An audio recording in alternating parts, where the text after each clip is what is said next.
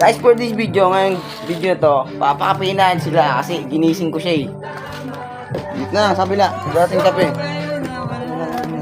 Guys, yan. Papakapihin natin siya. Ito, langka. Kasi ginising natin eh. Iiyak yan.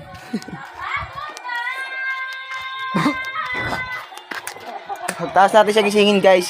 Titimpla natin siya ng kape. Para di siya magtampo sa atin. Yo, kape yo!